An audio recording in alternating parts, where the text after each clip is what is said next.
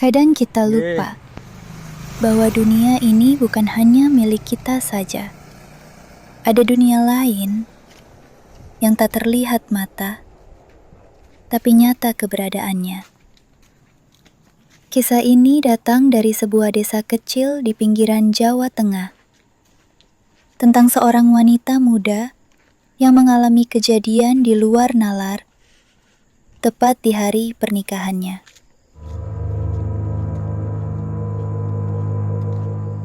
Namanya Rani. Usianya 23 tahun. Rani dikenal sebagai gadis cantik, berpendidikan, dan berasal dari keluarga terpandang. Tapi, di balik semua itu, Rani dikenal sebagai pribadi yang keras kepala. Ia tidak percaya pada hal-hal gaib. Baginya, semua yang tidak bisa dijelaskan logika adalah mitos belaka. Di tengah desa tempat ia tinggal, ada satu makam tua yang sangat dihormati oleh warga. Orang-orang sering datang ke sana setiap malam Jumat untuk mendoakan almarhum yang konon dulunya seorang ulama besar. Tapi Rani selalu mencibir. Ih, ngapain sih nyembah-nyembah kuburan kayak gitu? Gak masuk akal. Katanya suatu hari, membuat beberapa orang tua yang lewat hanya bisa menatap prihatin. Warga mulai merasa khawatir. Tapi tak ada yang bisa menasihati Rani. Ia terlalu percaya diri dan merasa semua orang kampung terlalu percaya tahayul.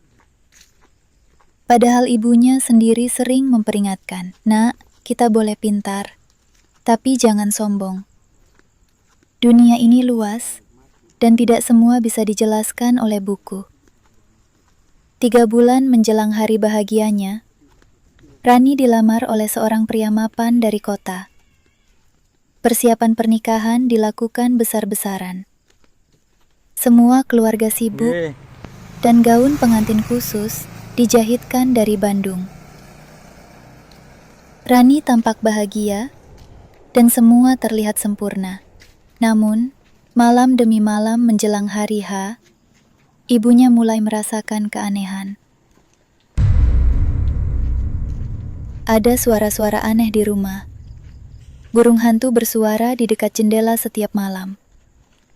Piring tiba-tiba jatuh sendiri tanpa alasan. Bahkan suatu malam, Rani berteriak histeris dalam tidurnya. "Bu, tolong, dia marah. Aku nggak sengaja." Katanya dengan mata terbuka, tapi tidak sadar.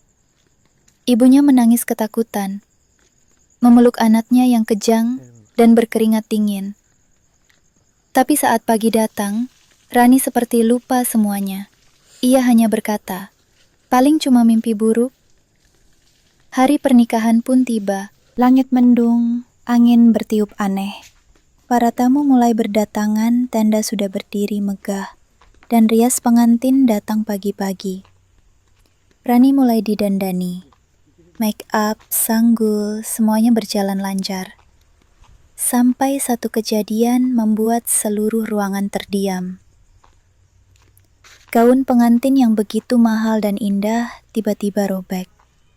Bukan robek biasa, tapi seperti disobek dari dalam, dengan bekas seperti cakaran. Bukan 1, tapi 3 robekan besar, di bagian dada, bahu, dan belakang.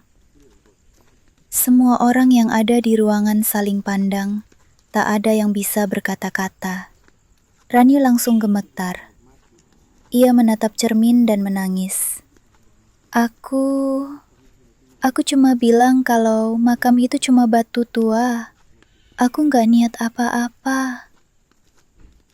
Ibunya memeluk anaknya. Tapi dalam hati ia tahu, ini bukan sekedar kebetulan. Sesuatu sedang memperingatkan mereka. Acara akad nikah tetap dimulai, walau ada kegelisahan di wajah semua orang.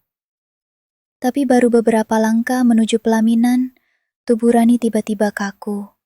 Ia terjatuh berlutut, lalu menoleh ke arah tamu-tamu dengan tatapan kosong. Yang keluar dari mulutnya bukan suara perempuan, tapi suara berat, dalam, seperti pria tua yang sangat marah. Anak ini telah menghina tempat suciku. Dia akan kubuat ingat sampai akhir hayatnya. Wajah para tamu langsung pucat. Beberapa menangis, sebagian lari ketakutan. Ayah Rani sampai pingsan di tempat. Beberapa warga mencoba membaca ayat suci.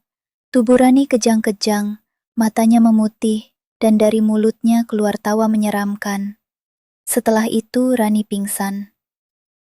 Pernikahan dibatalkan.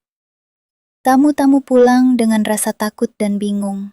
Keluarga besar malu, nama baik tercoreng. Tapi yang paling hancur adalah ibunya. Saya nggak tahu ini azab atau bukan, katanya sambil menangis. Tapi saya tahu, anak saya selama ini sombong, suka meremehkan. Mungkin ini teguran dari Allah. Rani hanya bisa berbaring lemah. Ia sering menangis tanpa sebab. Kadang berbicara sendiri, kadang tertawa.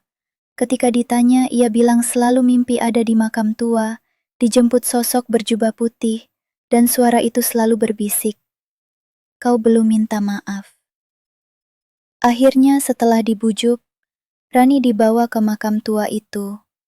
Ia berjongkok di depan pusara, menangis dan meminta maaf. Tak ada suara, tak ada cahaya. Tapi sejak hari itu,